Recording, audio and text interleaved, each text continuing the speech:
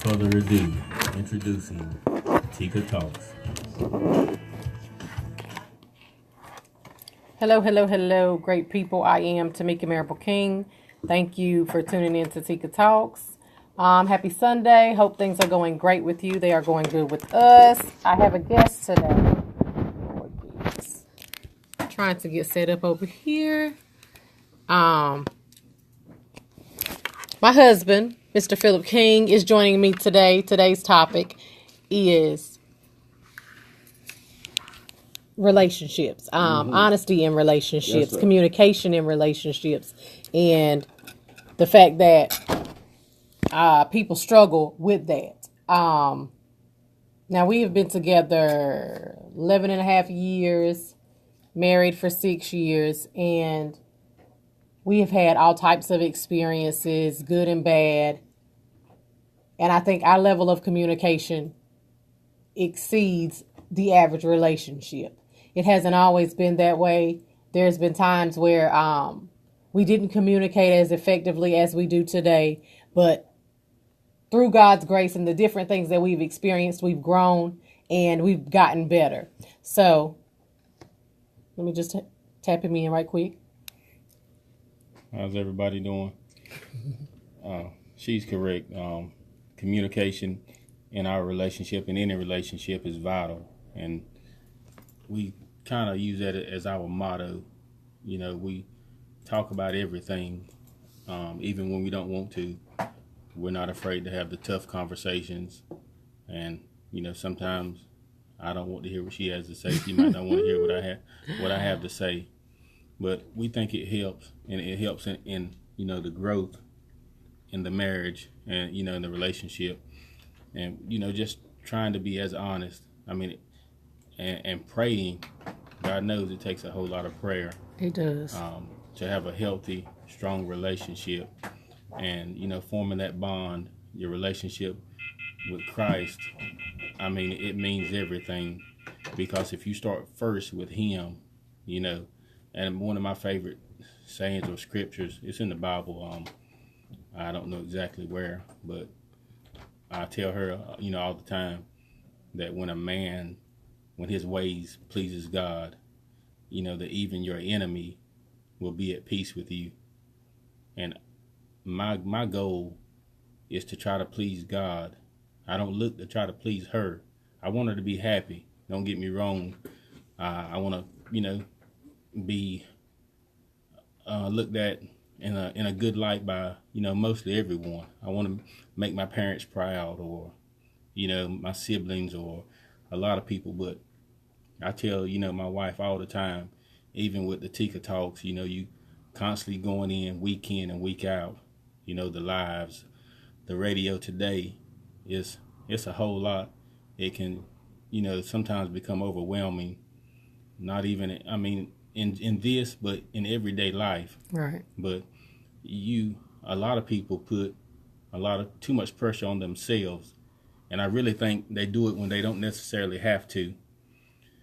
Because if your goal is to please one, which is God, you know, you can take a whole lot off of your plate and trying to please the world, or mama and daddy and husband, wife, brother and sister, you know, whatever the case may be.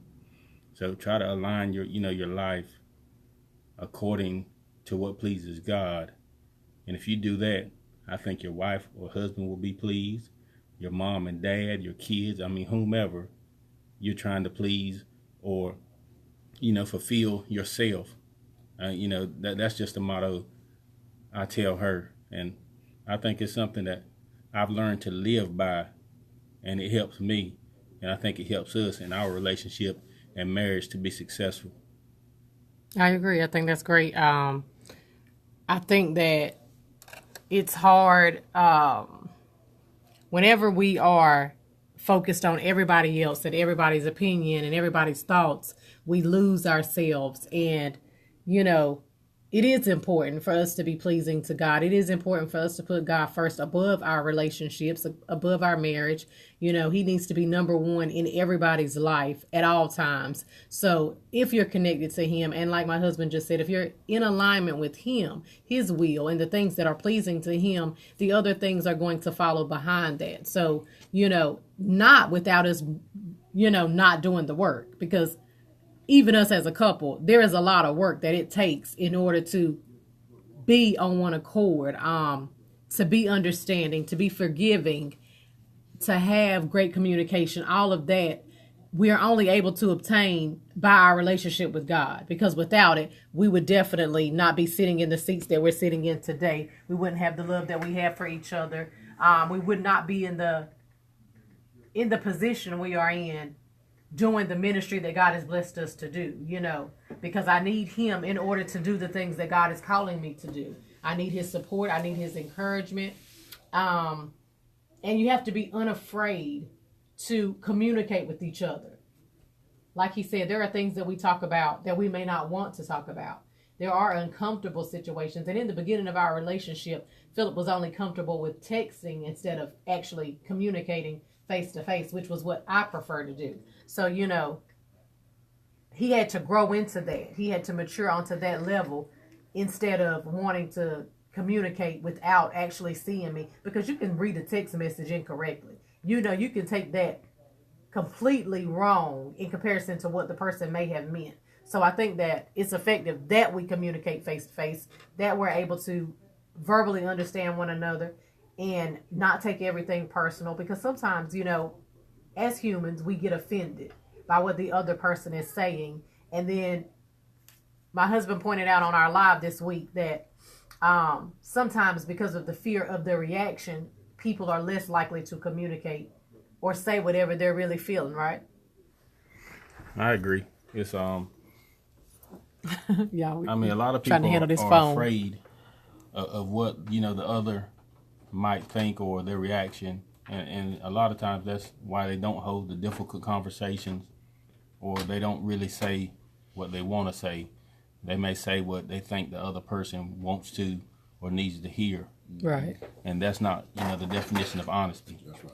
I mean, you have to be honest. You have to put it out there. And mind me now, you know, words, once they're out there, they're out there. There's no taking them back. Right. So I don't know, you got to be, what is it, slow to speak is what they say.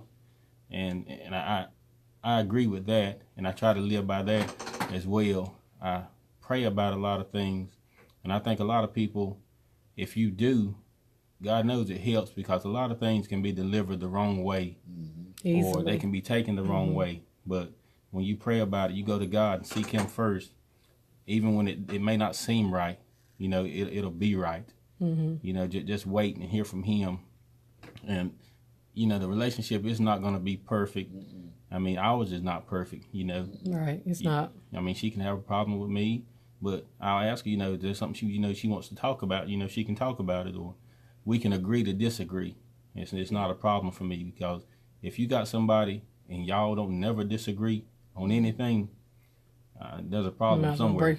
Might as well break it. I ain't gonna say that. I'm just saying, ain't no two people alike, and no Right. two minds are alike. So you can't expect to agree with your partner, you know, your husband or wife, in everything, every decision, whether it be financial, you know, personal. I mean, anything.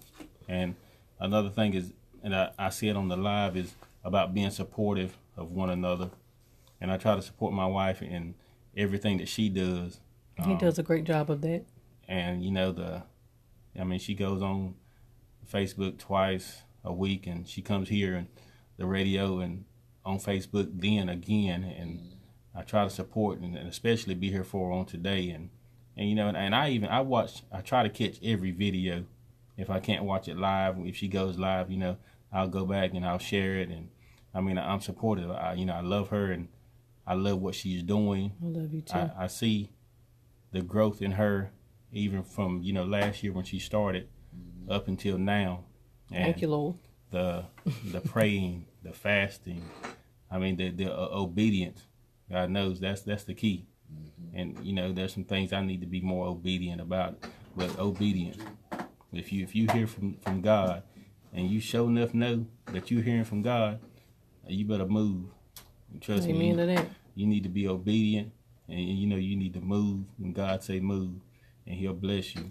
I mean, even when it might not seem right. I always say too, I got a crazy way of thinking about blessings.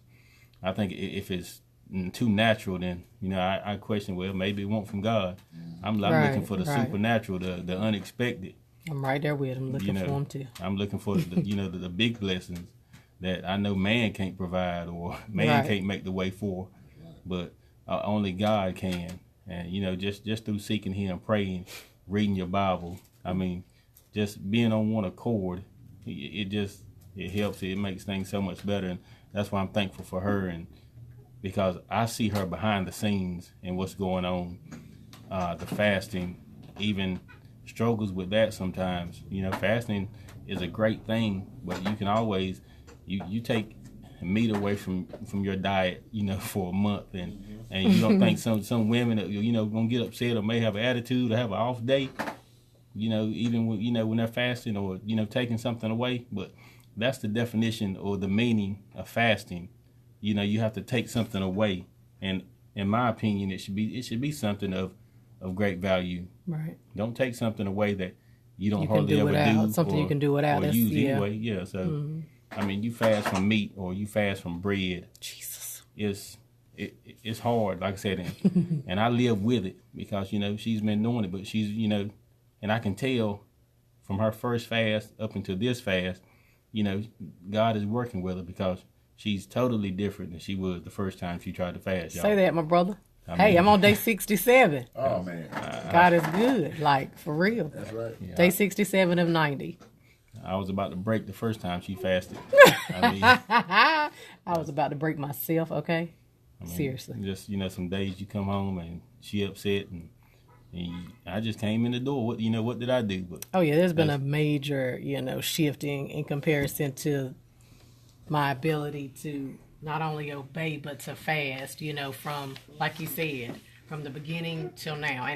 And I was doing that before I began Tika Talks, but things have intensified since I began Tika Talks, because when I come before you all, I want to be able to give you whatever God is pouring into me. Whatever He's giving me, I want to bless you with. So, I also know that there are things that I'm going to have to do that other people may not be doing or may not be willing to do in order to give you exactly what it is I know He's wanting me to.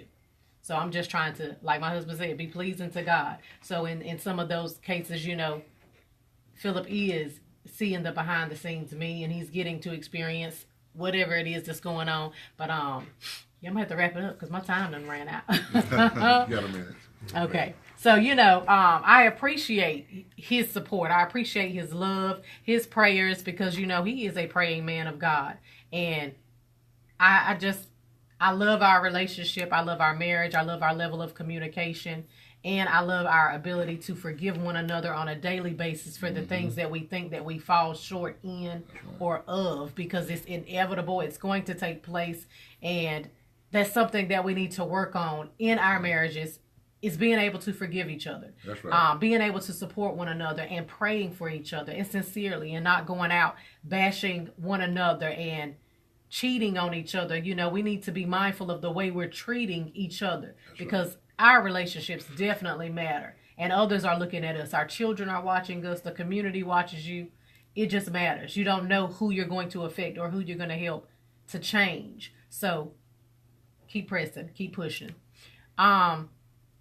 Before I close out, I do want to invite you all to the Stop the Violence rally that is going to be held next Saturday from 10 in the morning to 3 p.m. It's located at 808 Barton Street here in Clinton. You all would call it the block or the gym. Y'all all are free to come out. There'll be free food, just entertainment, speaking, all for a positive day. So if you all are not busy, I'll be emceeing along with Chuck Murphy. It was put together by the Adult Summit, which is LaShonta Tatum, along with the Gridiron and Jairus McPhail. But if you all could come on out and be supportive, we would appreciate that. So Again, it's from 10 to 3. And the location is 808 Barton Street here in Clinton, the gym or the block.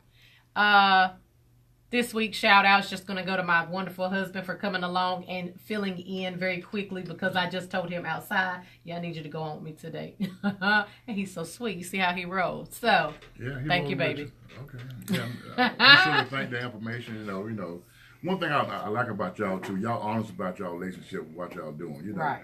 we all go through. I go through. I got some yes. stuff I need to work on myself. Right. One day And, at a time, yeah. I was reading this on Facebook. It says, if someone is stupid enough to walk away from you, be smart enough to let them go.